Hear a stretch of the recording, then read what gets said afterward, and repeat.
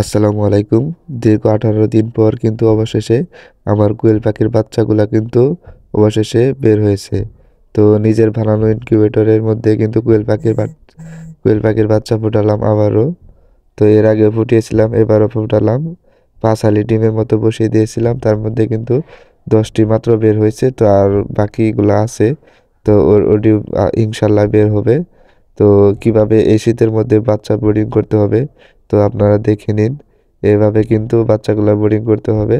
তো ব্রিডিং করার জন্য কিন্তু অবশ্যই যে প্লেন শিট আছে সেটা দিয়ে কিন্তু রাউন্ড করে দিয়ে তারপরে নিচে এ, কাপড় অথবা পাটের ছালা আছে সেগুলা কিন্তু বিছিয়ে দিতে হবে। তার উপরে পেপার বিছিয়ে দিবেন।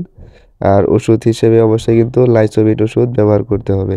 তো লাইসোভিট ওষুধ না দিলে কিন্তু বাচ্চা টিকিয়ে রাখা যাবে না। আর খাবার হিসেবে কিন্তু স্টার্টার ফিড সেটা কিন্তু গুঁড়ো করে দিতে হবে। তো এভাবে কিন্তু আপনারা বাচ্চা কিন্তু বোর্ডিং করতে হবে। তো এই শীতের মধ্যে হচ্ছে বাচ্চা বোর্ডিং করা খুবই কষ্ট, খুবই ঝামেলা। তো তাপমাত্রা কিন্তু সঠিক রাখতে হবে। তাপমাত্রা আমি 35 ডিগ্রি সেলসিয়াসের মতো রাখতেছি। তো এই তাপমাত্রার মধ্যে ইনশাল্লাহ কোয়েল পাখির বাচ্চা কিন্তু সুস্থ থাকবে।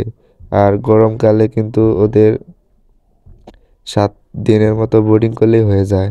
তো শীতের মধ্যে একটু বেশি বোর্ডিং করতে হবে, তা না হলে কিন্তু বাচ্চা মারা যাবে। তো শীতের মধ্যে অবশ্যই আমি 10 থেকে 12 দিনের মতো বোর্ডিং করব ইনশাল্লাহ।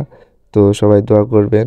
বাচ্চাগুলা বোর্ডিং করার পর কিন্তু এই যে এইভাবে কিন্তু বেড়া দিয়ে রাখতে হবে, মানে কাপড় দিয়ে ঢেকে দিতে হবে যাতে ভেতরে কোনো আলো বাতাস না যায়, ঠান্ডা হাওয়া যাতে না যায়। তো সেদিকেও খেয়াল রাখতে হবে আপনাদের। তো আমার বোর্ডিং করার সিস্টেমটা আপনাদের কাছে কেমন লেগেছে তো অবশ্যই কিন্তু কমেন্ট করে বলবেন। আর আপনাদের যদি কোনো প্রশ্ন থাকে তো অবশ্যই কমেন্ট করে বলবেন। আর লাইসোভিট ওষুধটি কিন্তু অবশ্যই খাওয়াতে হবে।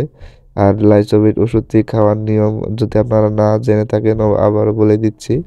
লাইসোভিট ওষুধটি হচ্ছে 1 গ্রাম ওষুধ 1 লিটার পানির মধ্যে মিশিয়ে দিতে হবে।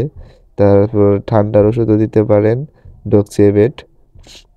তো এগুলা দিলে মোটামুটি হয়ে যাবে। তো ঠান্ডা লেগেছে যার কারণে ঠিক মতো ভয়েস দিতে পারতেছি না। অনেক দিন ধরে আমি ভিডিও দেই না ঠিক তেমন একটা। তো আশা করি এখন থেকে রেগুলার ভিডিও দেওয়ার চেষ্টা করব। আর আমার চ্যানেলে যারা নতুন তারা অবশ্যই সাবস্ক্রাইব করে দিবে। আর যারা করেছে তাদেরকে অনেক অনেক ধন্যবাদ। আমার নিয়মিত যারা ভিডিও দেখে তাদেরকে অনেক অনেক ধন্যবাদ। তো এই শীতের মধ্যে যাদের বোরিং করতে কষ্ট হয়, অসুবিধা হয় তারা আমার কমেন্ট বক্সে অবশ্যই কমেন্ট করে যাবে। তো কোনো সমস্যা হলে আমি অবশ্যই সমাধান করার চেষ্টা করব।